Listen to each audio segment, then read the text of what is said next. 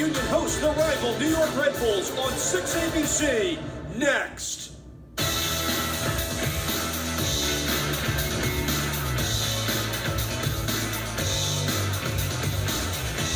This afternoon, it's the final regular season home game for the Philadelphia Union and a chance to get closer to clinching a home playoff game. To help their chances of capturing a 3 or 4 seed, they'll have to take down one of the league's best pressing teams on a Fan Appreciation Day. It's the third meeting this season between the Union against the rival New York Red Bulls. Above Section 113, welcome to Philadelphia Union Soccer with Marissa Pella. I'm Dave Leno. 2 weeks ago, the Union clinched a playoff spot for the third time in club history, but now, Marissa, with 2 games left in the regular season, all eyes on hosting that home playoff game. It would be huge to host that playoff game, but it has been 2 weeks since they played an MLS match. Let's dive into the Eastern Conference standings. The Red Bulls are 1 point behind Atlanta United in the Supporters' Shield race. Atlanta hosts Chicago today. The Union are 3 points behind their next opponent, New York City FC, who's at surging DC United at 3 Eastern. Dom Torrent's club has only tallied 1 win in the last 8. Again, if the Union win out, they will earn the 3 seed and host a playoff game. Spots 5 and 6 are still up for grabs between Columbus, DC, and Montreal. Columbus is at Orlando today, and it's a must-win situation for Montreal hosting Toronto FC. But the bottom line, this is a huge game for both the Union and the Red Bulls this afternoon. Welcome to Union Pre-Kick Live on 6 ABC. Alongside Dave Leno, I'm Marissa Pilla. We know the postseason is guaranteed for the Philadelphia Union, but what isn't is a home playoff game. That's what they're fighting for today, to make sure they stay in 3rd or 4th in the Eastern Conference, to ensure they get to play a playoff game here at Talon Energy Stadium. Huge advantage to playing those games at home, Dave, because over the last 3 years, 75% of knockout round matches have been won by the home team. The Union arguably have the most difficult schedule of all the teams vying for a playoff spot right now, and for seeding positioning as well. A draw really isn't going to help either team today, and the Red Bulls are one of the hottest teams like the Union since the midway point of the season. This team is on a 3-match winning streak. The visitors coming into Talon Energy Stadium, which is the longest active streak. So a daunting task for the Union today to get past the Red Bulls here at home. And a question that's being asked by everyone, is this the best Union team ever? As we take a look at some of the accomplishments the team has reached already. Team-wise, 15 wins, 6 road wins, 50 points in a season. And what stands out to me is the road wins, because if you think back to the season, there was a point where they hadn't won a road game in a calendar year. Now they set a record for it. I've been so impressed with the play of Corey Burke, second on the team with 9 goals. And how about the emergence of Austin Trusty at 19 years old, one of 4 outfield players to play every minute this year, along with Mark McKenzie. Andre Blake with 10 shutouts, which is a single season high. And how about the quality of a number 10 as well? Union fans have been starving from productivity at the number 10. Before it was Elsinho, Tranquillo Barnetta, but Borg Dojkal with 17 assists this year.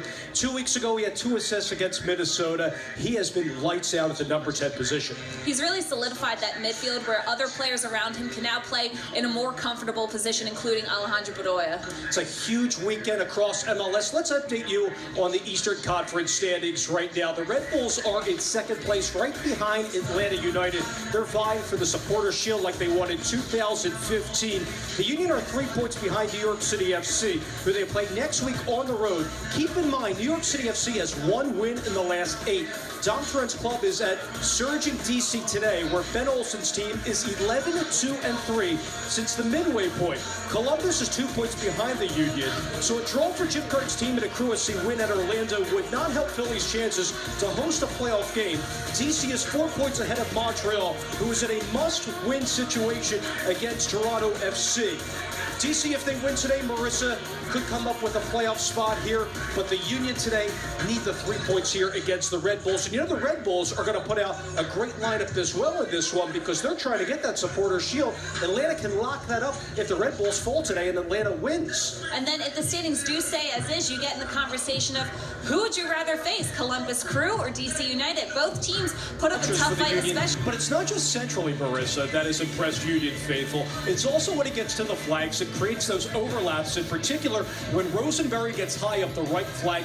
And then you have the other players like CJ Sapong drifting in centrally, because you need a minimum of 3 to 4 guys running into the box for Dochkow to whip in those crosses. He also has great awareness of where people are in the field. He has a good sense of his teammates and where they like to make those runs. He knows how Fafa likes to cut inside. When Ilsinho's in, he knows how Ilsinho likes to be fed at the top of the box, and that's just a good player being a good player. He knows his teammates. He was able to adapt to this season, this league so well, because oftentimes when players come from different leagues and come to MLS, there's a learning curve. It takes a good amount of time for those players to get acclimated to the physicality of this league. The travel this league really puts on players. But Dochkow was maybe slow start in the first 2 or 3 games, but after that, he's taken control of this number 10 role. As you said, they've been looking for a true number 10 for a while. They tried Alejandro Bedoya at that position, and he did well, but that's not his natural position. To have Dochkow there, Alejandro Bedoya can now do what he does best, as well as Harris Medunjanin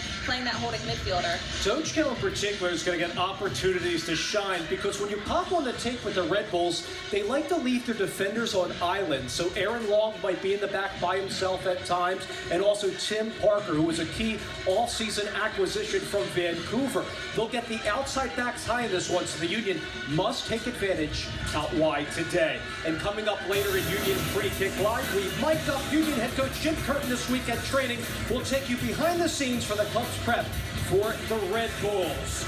The Union have been shut out in the last 3 games against the New York Red Bulls. We see Corey Burke second on the team in goals right behind Fafa. Need a big game out of Burke today as they'll try to flip the script against New York, as we'll continue right after these words on 6 ABC. Austin Trusty warming up at Chester as we're nearing kickoff between 2 of the better teams since the midway point. The Union hosting the New York Red Bulls at the top of the hour. Well, Section 113, welcome back to Union Pre-Kick Live with Marissa Pilla. I'm Dave Leno. Now we're going to dish it out to you, 2 things that we're looking out for. And for me, Marissa, it's going to be CJ Sapong has to be a factor at the wing. CJ hasn't scored since August 29th at DC. You got to give Jim Curtin credit for putting Corey Burke up top and CJ out wide. But Connor Lade is starting in place of Kamar Lawrence for the Red Bulls. There's going to be multiple opportunities for CJ to get behind on the right flank. That's because the Red Bulls, like the Union, like to get their outside backs high, and as we alluded to in the previous segment, they'll leave their 2 center backs, Long and Parker, on islands today. I expect CJ to flourish out wide, and if Dochkow gets into the flanks, look for CJ to come in centrally to get to the end of a cross. What I'm watching for is how the Union respond to the Red Bulls. The Red Bulls are known for pressing teams high, putting a lot of pressure early and often today. And let's remember this, the Union haven't faced the Red Bulls since the round of 16 Open Cup matchup on June 16th. Since that time, Chris Armas is now the head coach of the Red Bulls, because Jesse Mars is now coaching with Red Bull Salzburg over in Europe. They only have 3 losses from that point. Chris Armas has done a fantastic job with the Red Bulls. One of the reasons why they've been successful is Kaku at the number 10. Kaku hasn't had a lot of assists lately, but he does have 14 this year. Remember, going back the past few years, Sasha Kljestan was their dominant number 10. Now he's playing with Orlando. Kaku is the creative one, Marissa. He's the distributor for the New York Red Bulls. He looks outside from Wheel, also up top to Bradley Wright Phillips. He's a guy that's involved on set pieces. And today with the New York Red Bulls starting 11, keep in mind Connor Lade in there for Kamar Lawrence. Parker and Long have been one of the best center back tandems along. Look at Murillo as well on the right-hand side. He will get up the flanks for the Red Bulls too. Adams is back into the lineup in the midfield. He had to withdraw for the U.S. men's national team previous 2 friendlies against Colombia and Peru. He's been dealing with a back injury, paired with Davis, who's big on set pieces. Shankowski, Kaku, and Wheel out wide. Wheel is a threat to get in behind, and they look to feed Bradley Wright Phillips up top with 20 goals this year. One of the best finishers in MLS. The 33-year-old looks like he's playing in his young 20s. Bradley Wright Phillips is someone you always have to account for. His in the playoffs looming as they host the rival New York Red Bulls at the top of the hour. Now let's go mic'd up with Union head coach Jim Curtin preparing for the Red Bulls.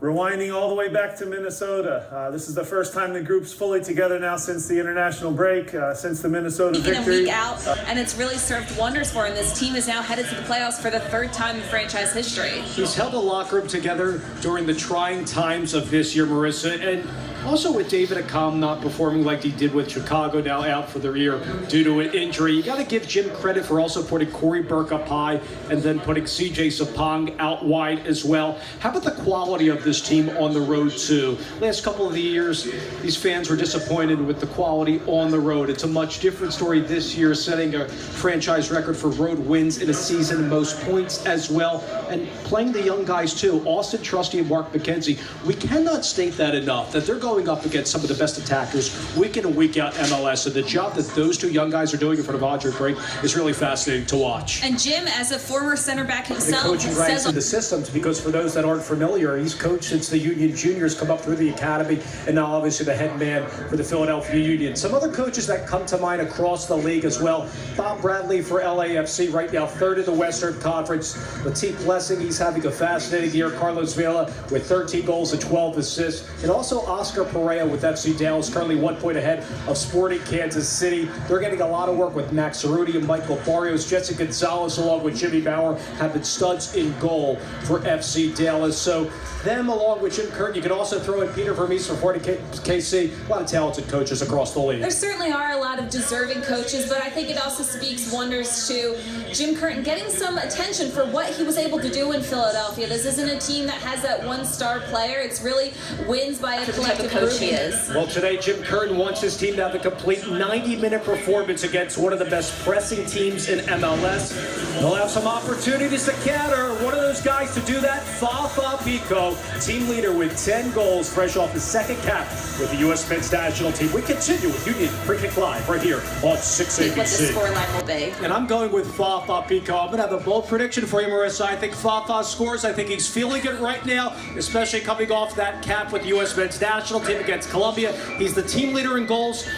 When you pop up the tape with New York Red Bulls here, you see that Murillo likes to get high up the right flank. Fafa's going to have a lot of opportunities to counter. I expect those long 40 to 60-yard diagonal balls from Harris Medunian into the Fafa Pico side. Bring on Tim Parker. 1v1, I look for Fafa to deliver. And my prediction for the game, Marissa, I like the Union 2-1 in this one against the Red Bulls. I won't throw out a score, but I think it's going to be a 1-goal difference between these two teams, and I'm expecting it to be extremely physical. It always is. These games always feel like a playoff match, even more so because both teams still have a lot to play for. This team has to pass cautiously amid the pressure. They have done that against multiple teams this year. They need to do that today against the Red Bulls. That's going to do it for Union Free Kick Live. Our coverage will continue after this. Leading score in MLS history as the club searches for its 10th home win on Fan Appreciation Day. On the other side, we'll hand things over to Hall of Famer JP Dellacamera and Tommy Smith as the Union tussle with the New York Red Bulls live on 6 ABC.